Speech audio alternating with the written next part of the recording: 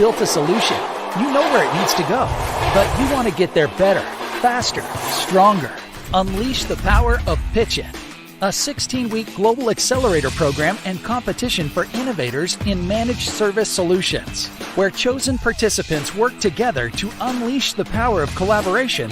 The resources that we've been provided with, the webinars, the marketing, that PitchIT provides, and Sean provides with his team. Through expert coaching and workshops, peer support and problem solving, and practice pitch sessions with feedback. Many will accelerate. 3 will pitch live at IT Nation Connect, but only 1 is crowned the winner. Who will win next?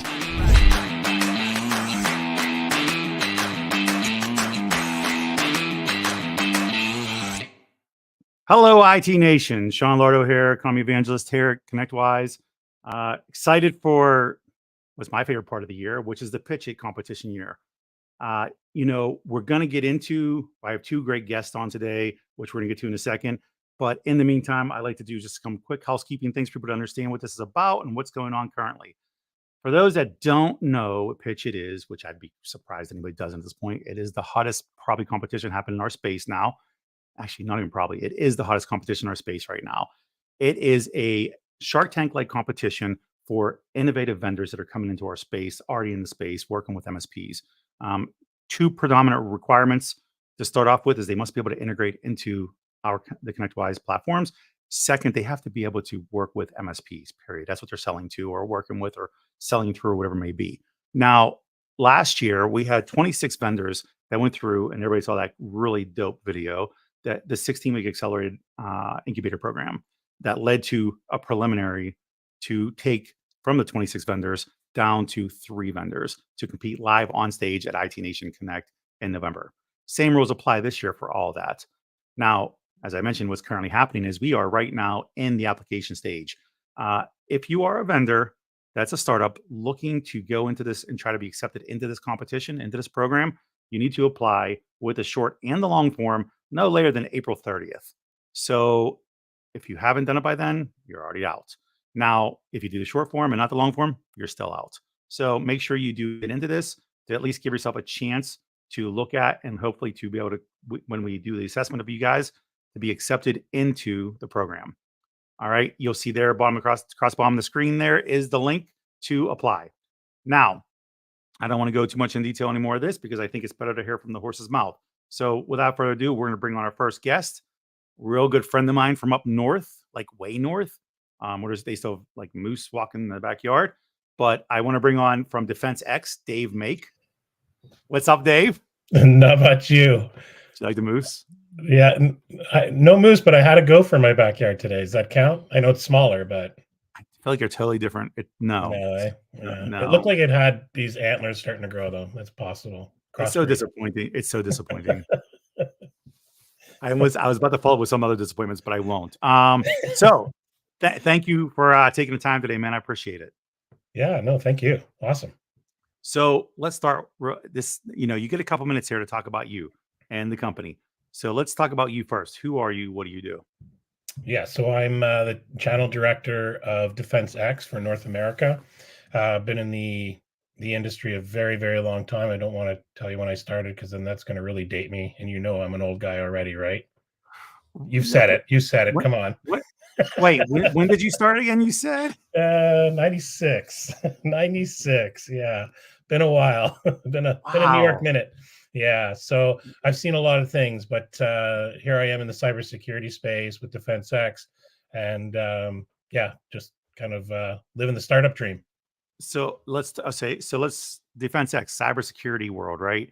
Mm-hmm. I love this conversation about cybersecurity because there's no real definition to it, really. A lot of buzzwords going on. So what problem do you actually solve for? So we're really solving the problem of the use of the internet and all the different followers that kind of come down with using the internet, generally speaking, from just any website. You get HTML, JavaScript loaded onto your computer. We're able to actually strip this information out and be able to go through the internet or watch or look at sometimes even questionable websites without having this issue of followers and all these other types of things that get loaded or embedded in your computer.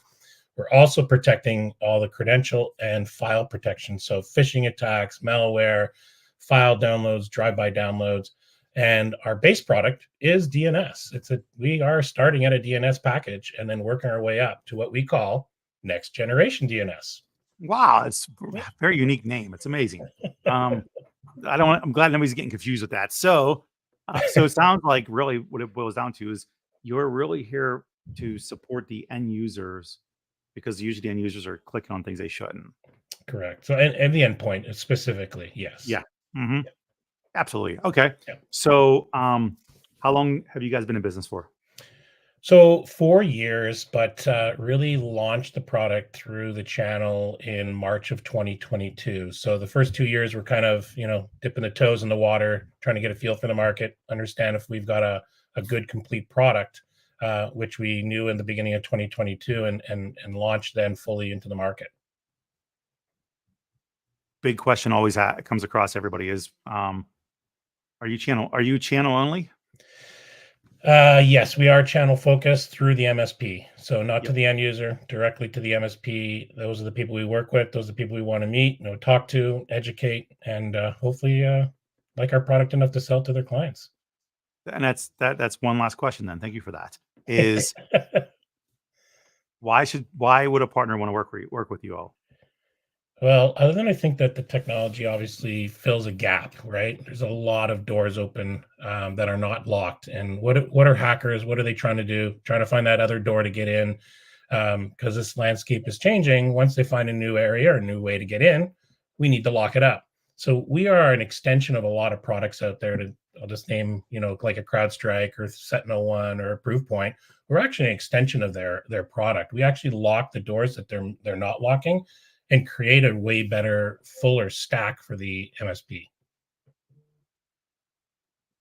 Oh, sorry. I lost you for a second there. Okay, cool. You can hear me okay now? Because it was like, I was frozen. Okay, perfect.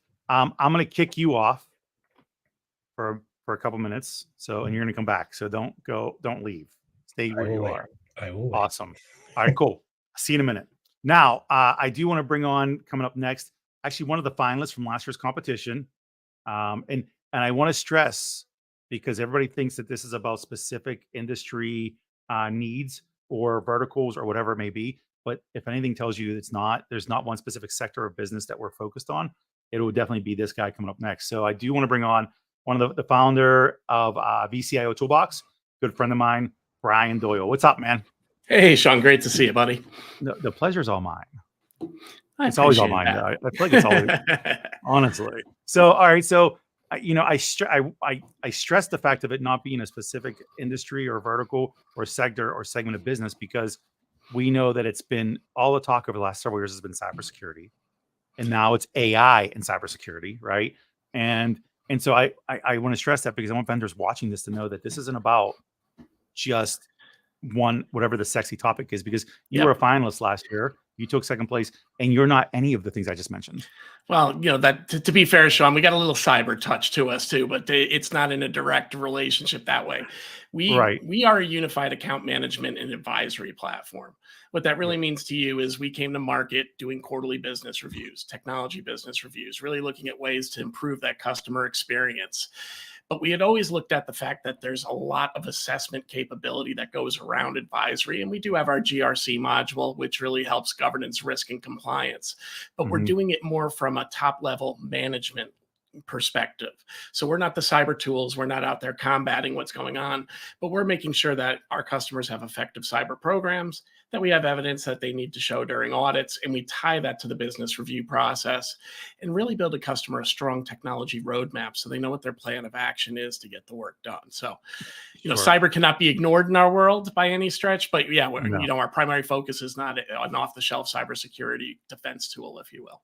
Absolutely. No. And it's, I think, again, important people to know that you're absolutely right. Cyber touches every product and every element of business, just like business continuity does. Yeah. Just like operations does, just like take your pick. Right now, let's talk about your background though, because I think this is a big part of why you do what you do. So first thing, I'm going to make Dave feel a little bit better because I came out into the marketplace in '96 too, so I'm equally as old. But my background. What a team player! Don't make Dave feel that's it, better. man. I'm it's all about. This is what PitchIT's all about. We're not competitors. We're cooperators, man. Kumbaya. But all kidding aside, my background is I started out in telecom, moved over to IT around the .com era, and got into managed services very early in the game. So, the trajectory for me was I was working for a company that got bit by the .com boom. They couldn't pay us anymore. We had some clients who still wanted service, and we became a IT provider. Okay. Long and short, though, is very quickly we became a managed service provider because we were finding ourselves in the middle of conversations with different vendors like voice over IP and carriers, just trying to fight the battle of who really owned the problem. So monitoring became our entry point. And, had a successful career with running MSPs with data centers as well. And, as I came out in my eventual exit from the core MSP space, it kind of got me thinking of what's the next thing to do. And this was the problem I chose to solve. It was one that we had a challenge with, and our solution at least saved our behinds with a couple customers over the way. So that's really my backstory. So you were an MSP. Yep. And you built this because you had an existing problem yourself? Yeah, so it's more we built the framework and the process. When I talk about VCIO toolbox to people, I always say very simply, we're not providing you a tool. We're providing you a process for your teams to better manage communication and effectively hold meetings with your customers, right? Any kind of meeting of any sort, quarterly business reviews being one such type. But the biggest thing we came to realize was when the problem we were facing, Sean, very simply was one of churn. When we first got started as an MSP, got about 3 years in, and we started losing some customers, and we thought it was because of price. Why did we think that? Because they told us these guys were a little bit cheaper, so we moved. But when we really investigated and talked to our best customers, it's because we never got deeper in the relationship with those clients. Thus, when somebody came in cheaper, they left for cost. Sure. So, and when we looked at our best relationships, we had multiple stakeholders. We knew what they were doing as a business, not just from a technology perspective, but from an overall perspective. And that made it really easy to talk about the solutions that we were proposing to them in a manner that didn't even feel like sales to the end user. And that was the problem that we were trying to solve. We built this process, and then we said, well, can we take this process and make it easy for others so they can hold repeatable meetings that the customer understands the content, it's in their own language, and they understand what's coming up, what that roadmap looks like, and where those big cost inflection points are. So that's really what we did. Fair. I like that. I think one of the important pieces behind this is that far too often, and I'm speaking in my own personal experience, the MSPs feel like the vendor doesn't know where they're coming from. They think they don't understand, and most times vendors do understand, because, by the way, most vendors or startups have the same struggles as MSPs do, because it is a small to medium sized business typically at first, right? So they do have a lot of similarities and issues, but the difference being is trying to convince people that you do understand. Whereas you come from a position of I'm you, I've done it, and now I'm doing this because of that. Kind of gives you a position of credibility and authority that people should take note of. It does, I think, but more so, it gives us a better understanding of what our MSP partners are feeling themselves. And we've taken a huge approach of making sure that we're talking to our customers to understand where we can improve also, which I think is a critical piece of the vendor community now. We really have to listen to our customers and sometimes take it on the chin and say, where can we improve for you? Because the reality is, as you know, this industry is super, super dynamic, changes quickly. And, I'm 5 years out of being an MSP now. That's a lifetime, right? So we need our customers to give us a sense of what's happening at the ground floor so we can continue to improve. I couldn't agree more. I actually like that. I think it's some of the most successful companies and programs I've witnessed where there was the collaboration between both sides of the house. And even sometimes I've seen it go as deep as to the end users as well. Yeah. To figure out how to do it better, because depending on what the product is and what it does for the MSP and then user, sometimes it's good to have the person actually affected directly first in that conversation. Well, you've hit a big part of what our mentality is when we talk about the product. It's you got to have stakeholders at different parts of the business, and you got to know those line of business users too, because they're the ones that are actually in the trenches experiencing the challenge. So so here's what we're gonna do. Let's bring Dave back on. and let's have a full conversation here together. So welcome back, Dave. Thanks for hanging out. Thank you. I know you had a busy day today, so I appreciate it. So every day is right. I know, right? I'm surprised you're even home. You're never, honestly, if anybody hasn't followed Dave and H, please do, because this man is everywhere all the time. Yeah. This is my 1 week at home for April. Then I'm on the road again. Yeah. Actually, I'll be seeing you next week in Jersey. Oh, I can't wait. I didn't know you're going. Awesome. Yeah, I'll be there. I have nothing better to do, No. So, and actually, before we even get started, Keith Nelson's on, of course. He always is. So he actually had a relevant comment, which I'm so happy that he did. It was coherent and relevant. And if you look here, MSPs train their customers to focus on price and outdated sales methodologies, good, better, best package, blah, blah, blah. You're absolutely right. So this is geared towards you first, Brian, before we get into the full conversation. He's right about that. And there's also there's the age-old argument on how you should package and price, right? You hear MSPs talk about whether it's device or end user or God knows whatever else they can think of that year, right? So what's your suggestion on this? So I've always come from a position that you're the authority, right? The customer's coming to you because they need guidance. I've never been a big fan personally of the good, better, best, because most people will lean towards maybe good, maybe better, or the good or best, I should say, or not the best. I'm struggling there, but I always feel like it's always better at the least. Yeah, it's always the middle. And, and the reality is you're there to be that CIO to that customer, assuming it's a small business customer, not a co-managed environment, right?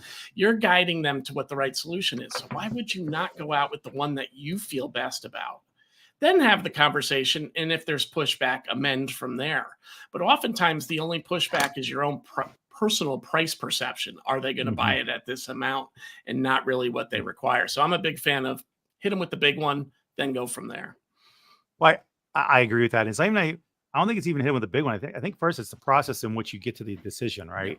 If you truly are the CIO or the CTO or a C-level of whatever C in that company, you're usually having business meetings to discuss and assessing to determine a plan. And then once you determine the plan, the cost is the cost. You didn't do it based off of cost. You did it based off of what needed to be accomplished.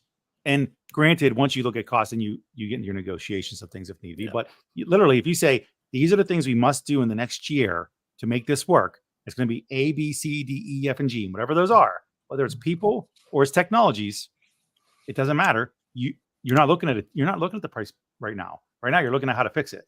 And then you look at price. So I think that's kind of what people should focus on. And I know that this is a big issue when it comes to people doing QBRs, right? They don't do QBRs right because they think it's about just talking about, hey, you need to just renew some licenses.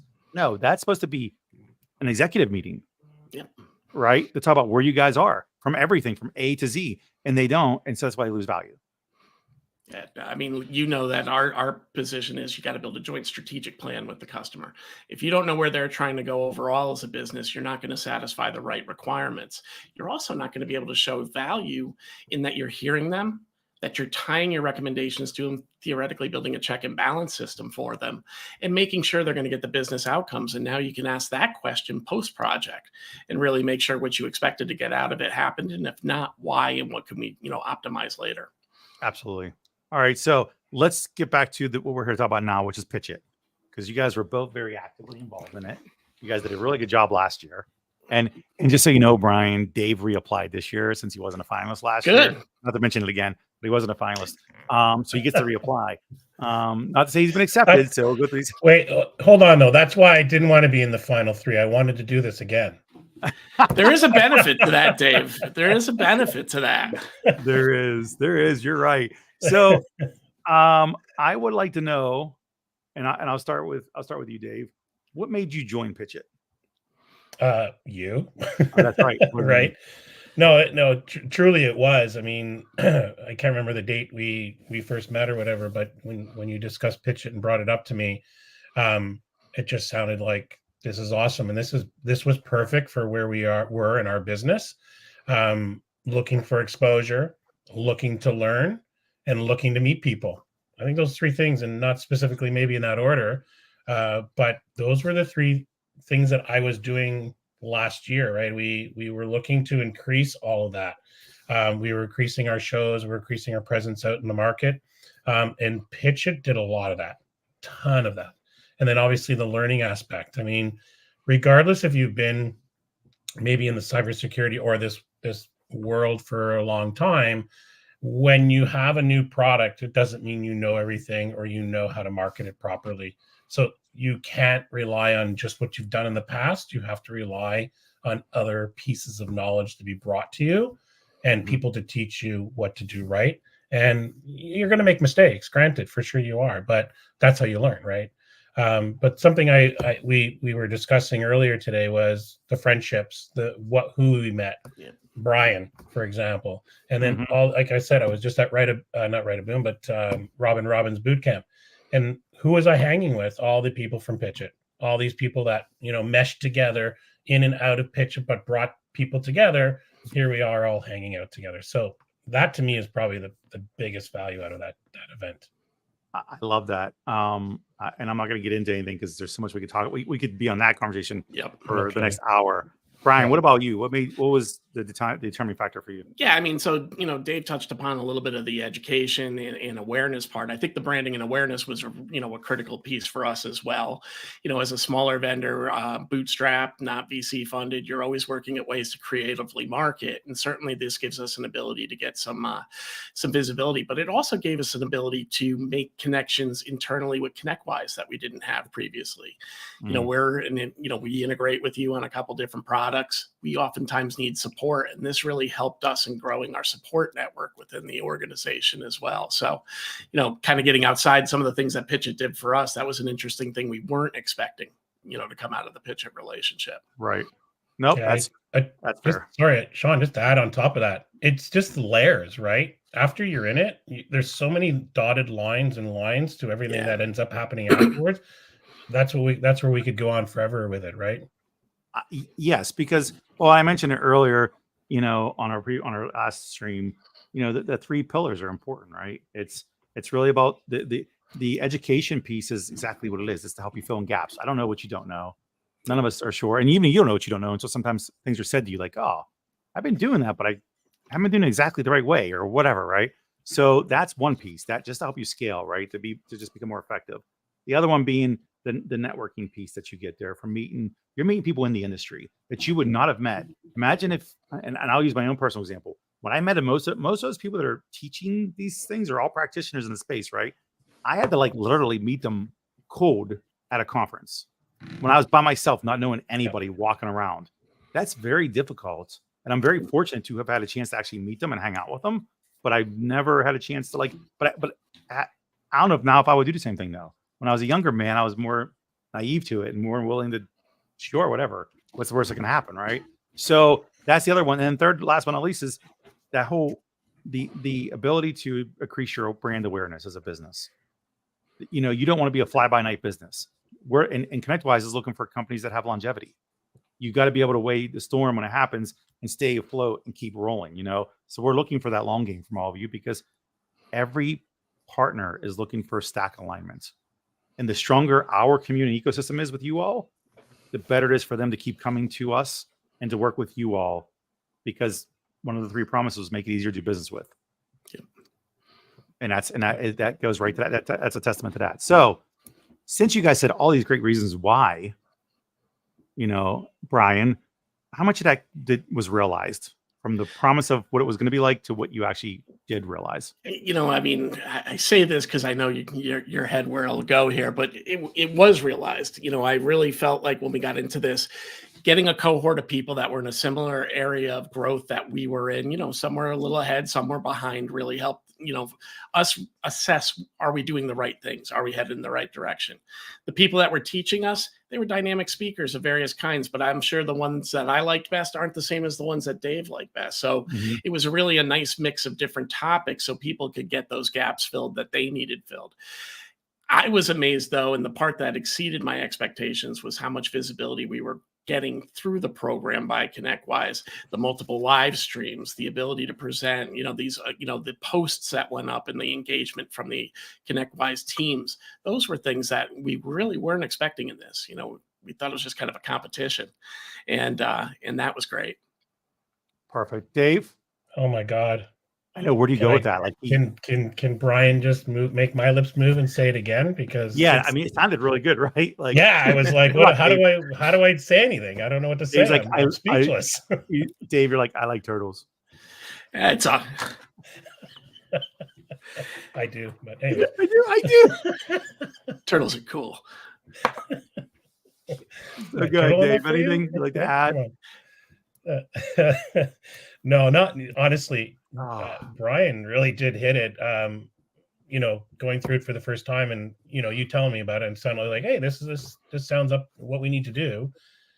Expectations were relatively low. I didn't really expect much. I was like, okay, we're going to learn something. We're going to have these people talk. We're going to talk about how to structure business and so on and so forth. This will cool. I'm sure I'm going to learn something. But exactly what Brian said. What at the end of it, what I didn't expect, the biggest kind of shining light was the exposure and the people I met. Yeah. Even though through the whole time you're going to be blown away by the people you meet. I was like, yeah, but we're all in a competition. How is this going to work? Oh, did it ever? It was crazy. It really was. Yeah. I'm glad. I mean, that's important. So, and what would you say? I'll stick with you, Dave, since you're a man of many words. Too many sometimes. It's amen. So what would you say is the biggest takeaway for somebody considering applying for this? They should understand, or what they should expect? You should apply. I mean, if you get in, this is such a bonus for something so valuable that you're literally just giving up some of your time. And if you utilize the tools thrown at you and do what needs to be done, if you will, or work hard with what you're given, you will get something, a lot out of this program, not just a little bit. You will get a lot. And again, win or lose, be the final three or not, you will get something out of this, because I wasn't final three and I'm applying again. If I didn't think this was valuable, why would I apply again? I love that. Can you give a specific accomplishment that you got out of this, Dave? Whether like in growth or ROI of any sort or anything?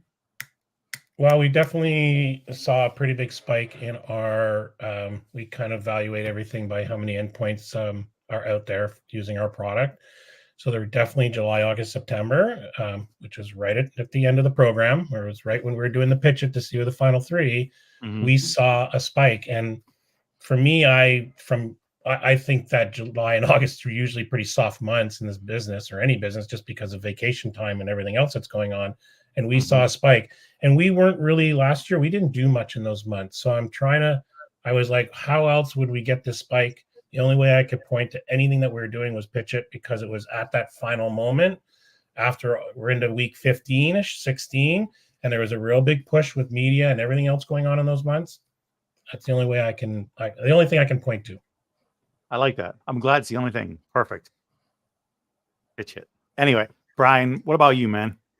Yeah. So, I mean, if I was to talk to somebody that was thinking about doing it, don't let your fear get in the way. Some people feel they're not ready to get into this program yet. And the reality, and you just spoke to it, Dave, you got a couple swipes at this. Go in the first year with how much can I learn? Come back the second year and go, what can I do next? I'm jealous I don't get to do another year of this. We were in the one and done role, appreciative of it, but I'm going to miss it a little bit too. And, getting to meet some new people. Dave's going to see the next group of vendors. I'm jealous, but all kidding aside, when I was working with our partners over at Sales Maturity, they were a little nervous about coming in because they were a new product, but they learned a lot of different things along the way. And I think each one of us, you will find out people have other perspectives of your company that you don't even know about, and that you can then take in, build into your pitch, but more importantly, build it into your business.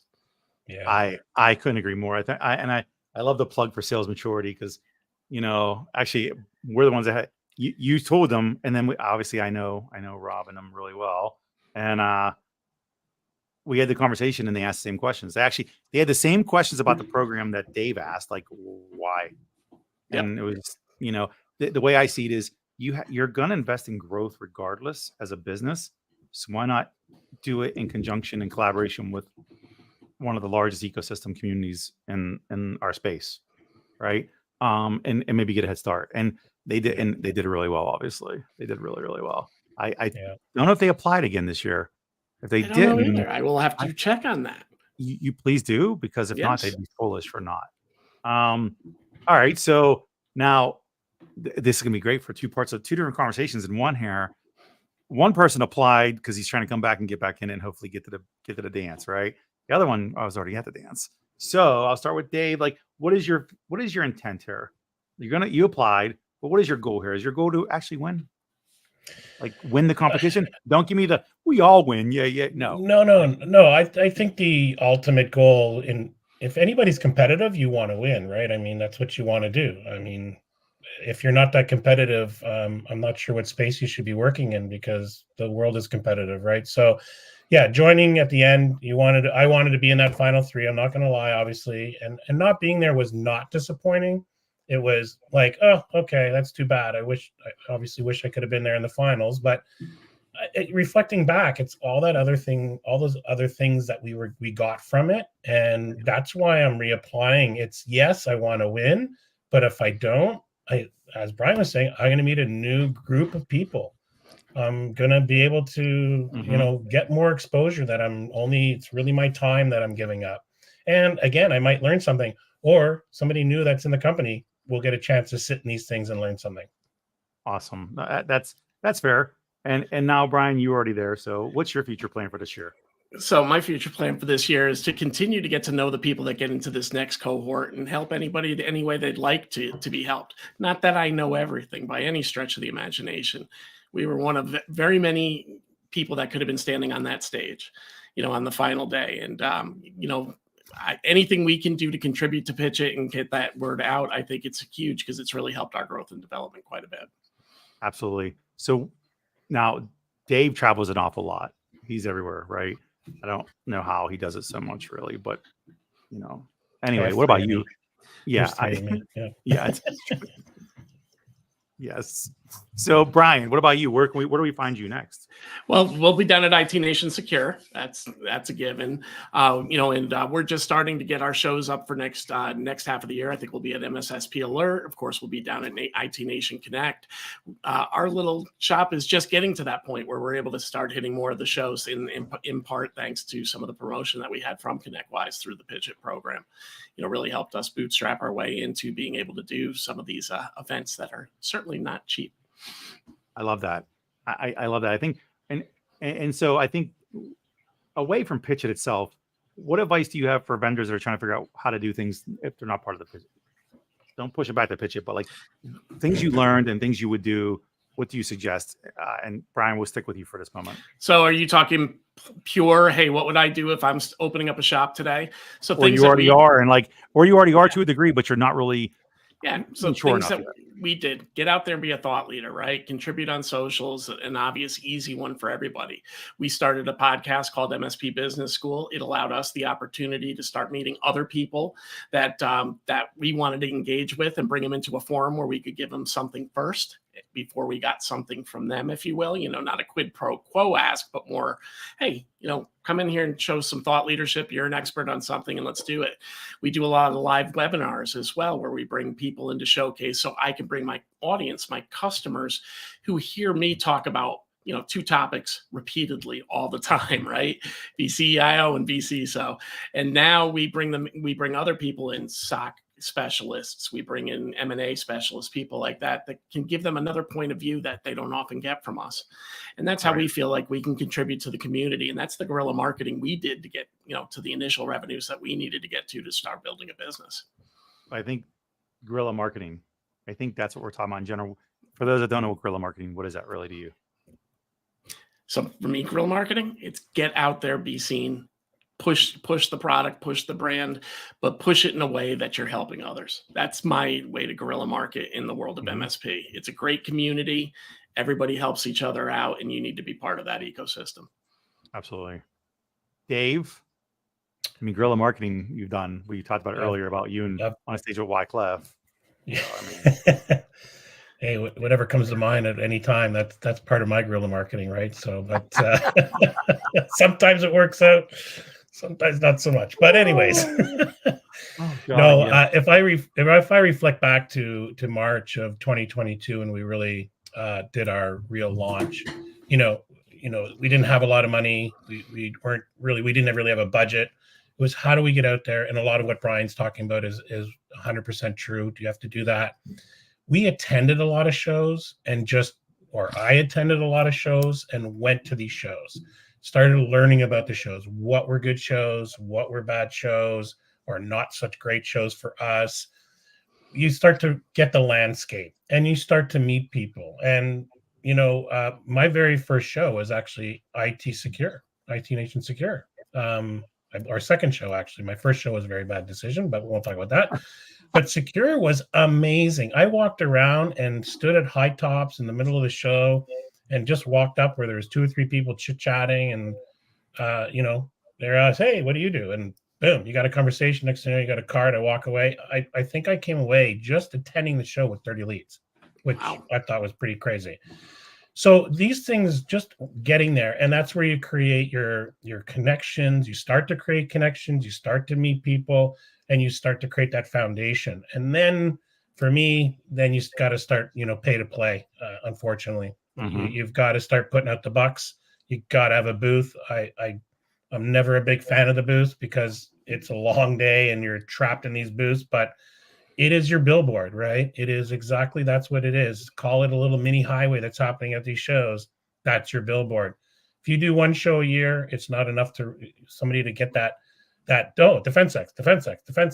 You need to constantly see it, and it'll finally stick. And you know what?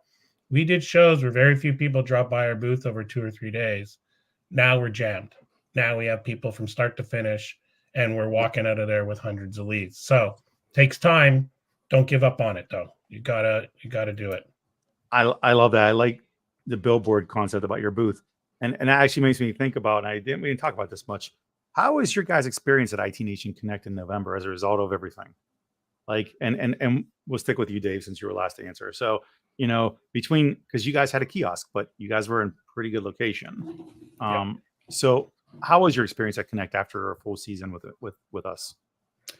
Well, I look at Connect as kind of the final show of the year, where we kind of wrap everything together. So we do, and we're doing more of that this year. We're doing a mix of some big shows, some medium shows, and some more regional shows.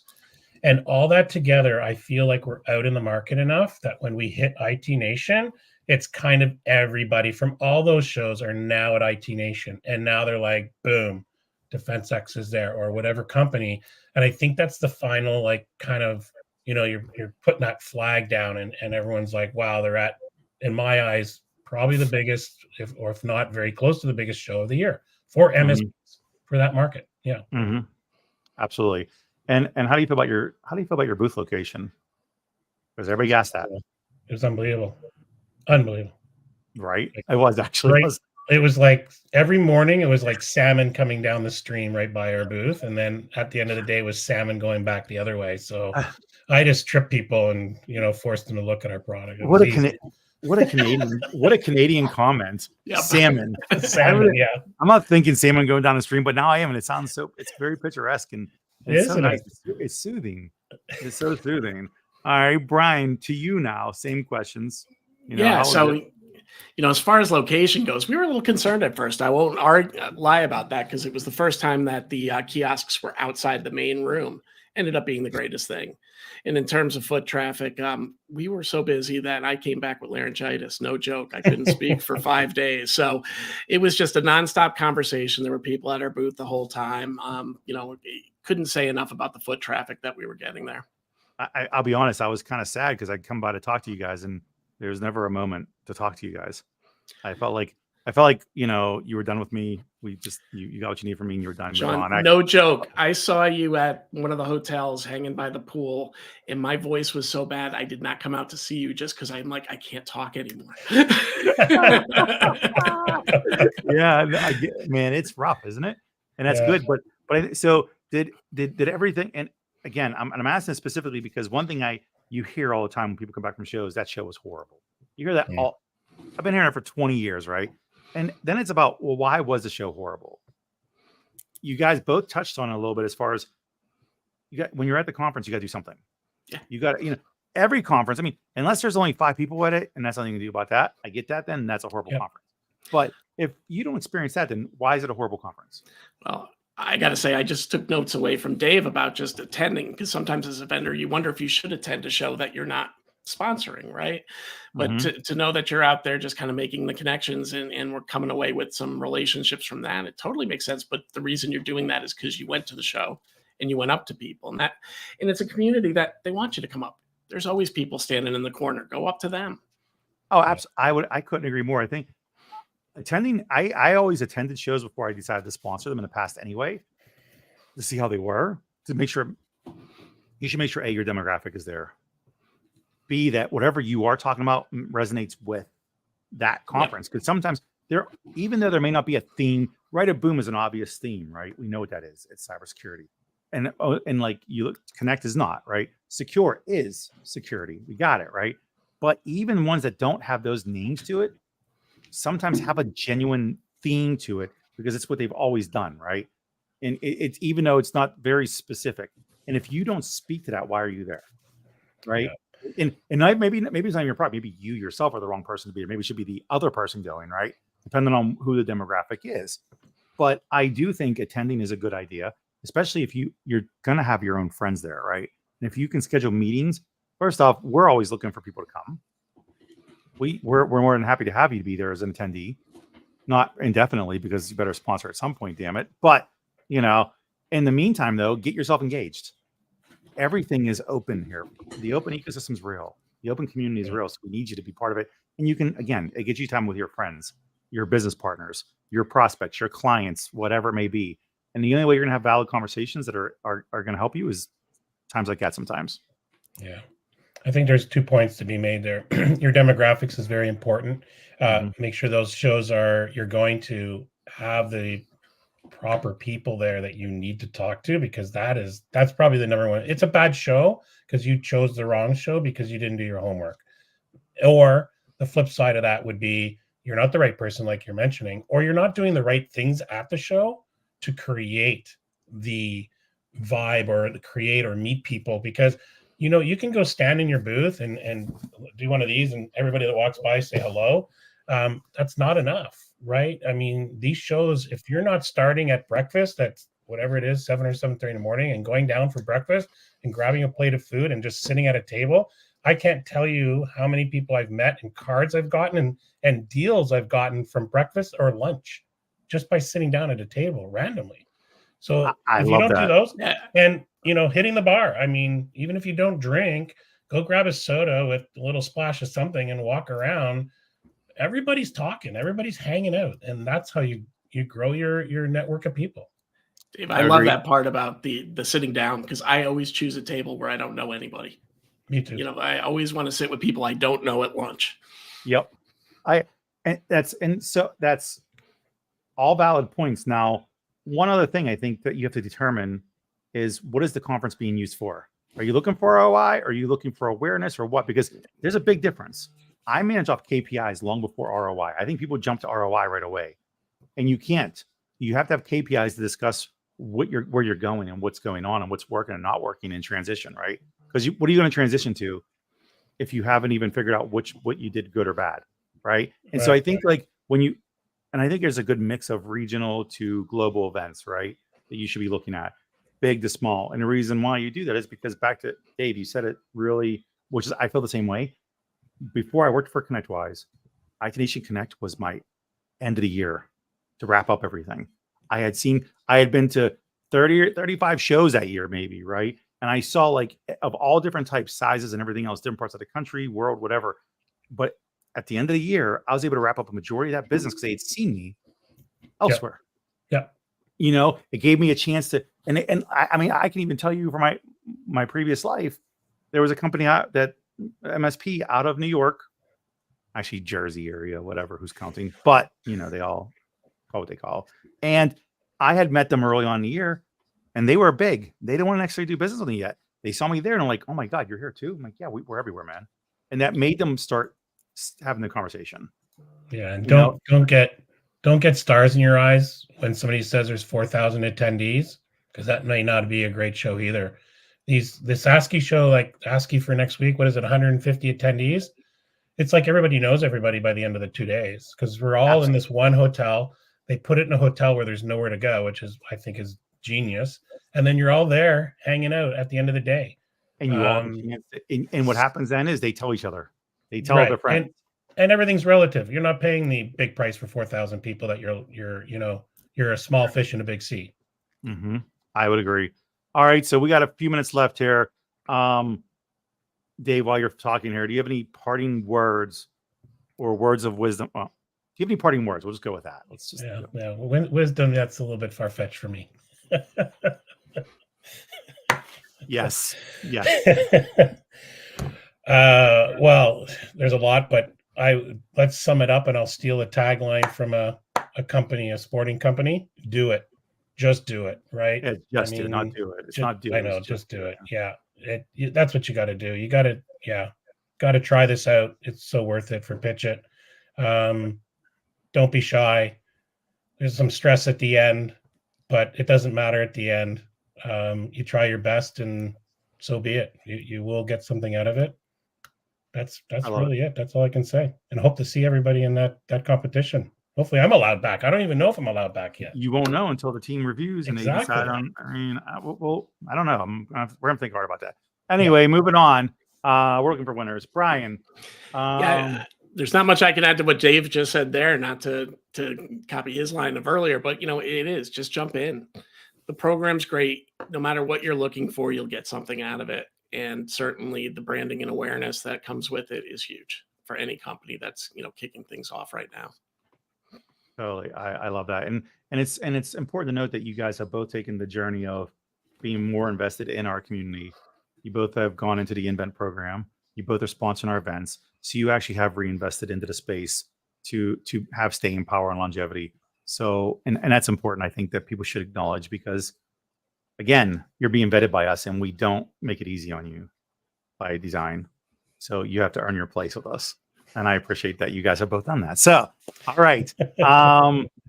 So in closing here, we still have the banner going across the bottom of the screen for any of the vendors watching, vendors or partners. You can find both of these gentlemen and their companies in our marketplace, iConnectWise's marketplace. Also, the other thing to know is that IT Nation Secure is right around the corner, guys. June 3rd to the 5th, Gaylord Palms Resort down in Florida. Yep. So for those of us that are up north that are cold, this is a great trip for us. And all three of us are on this. We're all up north. So we all are. So Florida in June is getting a little warm, That's why IT Nation Connect is the greatest one, right? November. Yes. It's cold. It's perfect. Feel good about going down. It's perfect, Yeah, right. It's beautiful. I'm a snowbird without even having another property. So, gentlemen, thank you so much for being on. Like I said, those of you watching, feel free to refer this to anybody else that's a vendor. And then also make sure you guys register for IT Nation Secure, and we'll see you all there. Sounds for now. Thank you. Thank you, guys. Toodles. Cheers.